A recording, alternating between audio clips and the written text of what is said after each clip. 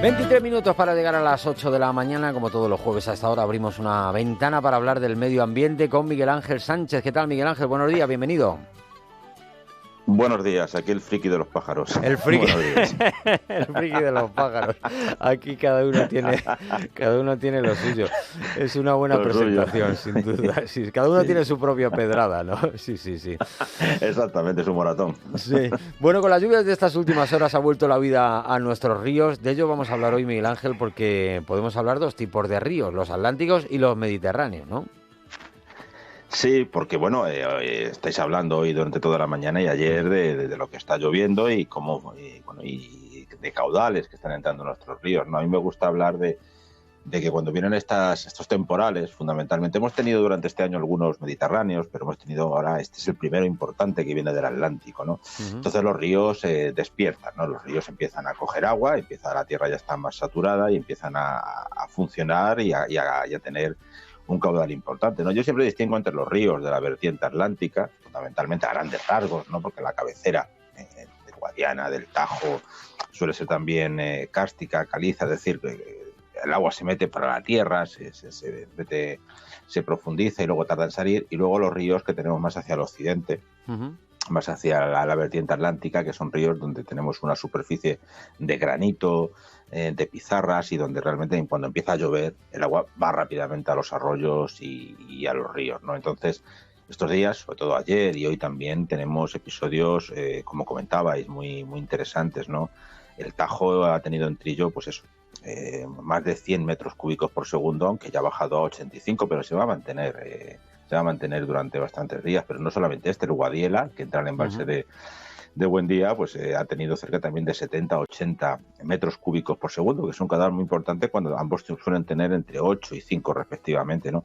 Pero no solamente esto, ¿no? El Tajo en Toledo ha tenido cerca de unos 150 metros cúbicos por segundo. Vaya. En Talavera ha tenido cerca de 300 metros cúbicos por segundo, ahora estamos en unos 285, pero ya en Extremadura, por ejemplo, para poner un dato, ya en Extremadura, en el Tajo, al embalse de Alcántara, que es un gran embalse inmenso que está cerca de la frontera con Portugal, han estado entrando por los arroyos y por los ríos del sistema central cerca de 6.000 metros cúbicos por segundo, que es una auténtica barbaridad, ¿no? Uh-huh. Y pequeños arroyos, pequeños ríos, arroyos de Extremadura han tenido caudales de 1.500 metros cúbicos por segundo, pero es que ahora también el Guadiana tiene cerca de 1.500 en Badajoz, y aquí en Castilla-La Mancha tenemos en la Puebla de Don Rodrigo cerca de 200, 150, 200 metros cúbicos por segundo antes de entrar en un paraje, hablaremos algún día, maravilloso, sí, que son las hoces del Guadiana, aguas arriba del embalse de Cijará, aquí en el extremo occidental de la provincia de Ciudad Real. Luego ya, según nos vamos, también el Guadiana tiene sus... en el Jiguela tiene en Salices 25 metros cúbicos por segundo, el Buyac, que ya habéis hablado, 50 metros cúbicos por segundo, es decir, cifras importantes, pero también en el Júcar pues tenemos 130 metros cúbicos por segundo en Cuenca, y me ha llamado mucho la atención esta madrugada cuando estaba viendo los datos, uh-huh, el río Cabriel tiene más de 500 metros cúbicos por segundo antes del embalse de Contreras, ¿no? Vaya subidón. Sí, cifras muy altas, uh-huh, sí, cifras muy altas, muy importantes, y que nos dicen que nuestros ríos pues son ríos súbitos, son ríos que pasan prácticamente de estar dormidos a estar de juerga, a despertar, sí, y a empezar, ¿no? Y más allá de los problemas que ocasionan, estas cortes de carretera, de inundaciones, para mí es maravilloso verlos despertar después de tantos años. Fíjate. Y ojalá continúe lloviendo, y ojalá un río que yo le tengo mucho cariño, que es el Guadiana, uh-huh, y toda su cuenca alta, despierte y empiece a funcionar como ocurrió hace ya en el año 2010, hace ya casi 12-13 años. Uh-huh. Oye, ¿cómo se mide el agua de los ríos? Bueno, las distintas confederaciones hidrográficas, que son las competentes, son del Ministerio de Transición Ecológica, tienen unas estaciones que se llaman un Sistema Automático de Información Hidrológica, que tienen una serie de puntos donde van controlando el caudal que pasa, ¿no? Es decir, tienen unos medidores de aforo que, dependiendo de la altura y de la velocidad del agua, van contando el agua que pasa. Es un medidor instantáneo. Luego esos datos, los datos que estoy dando hace un momento, se revisan por si ha habido algún error o ha habido algún problema, y se corrige, uh-huh, pero cada confederación tiene sus puntos de medida en zonas muy concretas, y entonces vamos sabiendo se pueden consultar en las páginas web de las distintas confederaciones y vamos sabiendo en cada momento cómo se van comportando los ríos, no solamente a efectos de los frikis de los ríos también, como yo, que les gusta ver cómo funcionan los frikis del agua, que les gusta cómo funcionan los ríos, sino también para prevenir inundaciones y crecidas como las de estos días, donde bueno se puede ver que un río aguas arriba tiene mucho caudal, pues aguas abajo dentro de unas horas prevenir lo que va a ocurrir, ¿no? Entonces son sistemas que funcionan bastante bien. Somos un país muy avanzado en este sentido y la verdad es que todos los sistemas automáticos de todas las confederaciones, de las importantes, de las grandes que tenemos en Castilla-La Mancha, el Tajo, el Guadiana, Guadalquivir, el Júcar y el Segura, pues funcionan bastante bien y entras en una página web podemos tener los datos que te estoy proporcionando en tiempo real. Cada 15 minutos tenemos un caudal. Bueno, y hablamos de nuestros pajarillos, de nuestras aves. Hoy nos quieres hablar de dos aves. El primero es el morito. Sí, exactamente. Ahí lo tenemos. Vamos a hablar de dos aves bastante que suelen pasar desapercibidas, ¿no? El morito es una ave que para mí es muy curiosa, ¿no? Porque es una ave, quizá nuestros oyentes no la hayan visto, quizá la han confundido con otras. Se suele confundir normalmente con el cormorán, que hablamos hace unos días, del cormorán grande. El morito es un pájaro también negro, de un tamaño parecido a una garza, completamente negro, aunque tiene irisaciones verdosas como las urracas en la parte superior del lomo, en las alas, y tiene el pico curvo, ¿no? Tiene un pico bastante llamativo, ¿no? Se llama morito, la etimología del nombre, de dónde viene, siempre me ha parecido bastante curiosa, ¿no? Porque viene del morus, del latín morus, que es negro, pero también en latín parece que cogió el mor de una palabra celta que significa también negro, ¿no? Entonces, el morito es pequeñito, es negro.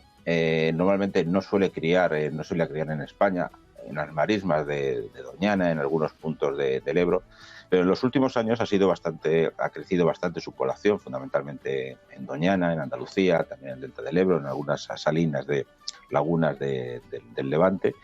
Y yo el otro día estuve viendo, me llamó mucho la atención porque vi un bando de 20 aquí en Talavera, en el Tajo, porque el río estaba muy somero, y vi 20 y con los prismáticos los confundes con los cormoranes y digo, no, son moritos, y estaban con unas garzas grandes, unas estaban allí y me llamó mucho la atención, ¿no? Entonces es una especie que se alimenta también de zonas cenagosas, zonas en los arrozales, suele ser bastante común, ¿no? Y sus poblaciones fundamentalmente están en el extremo oriental de Europa, y aquí en la península es muy localizado, y a lo mejor con estas lluvias que estamos teniendo, con estas zonas que se encharcan, fundamentalmente en la cuenca del Guadiana, en algunas zonas llanas de Albacete, pues probablemente se desplacen algunos ejemplares, ¿no? Pero es bastante llamativo. Es como una garza negra con un pico curvo hacia abajo, ¿no? Ese es el morito y, bueno, pues está en expansión. No cría en Castilla-La Mancha, que yo sepa, en ningún sitio, pero bueno, puede que en los próximos años lo haga y que pues le veamos en algún campo. Bueno, y la segunda especie es el roquero solitario, que esto parece el nombre de una banda. Parece que va a haber un aloquillo allí por los aires, ¿no? Roquero solitario. Ahí le tenemos, sí. Yo muchas veces cuando hablo de este pájaro, el roquero, de rock, el rock solitario, digo, no, es el roquero.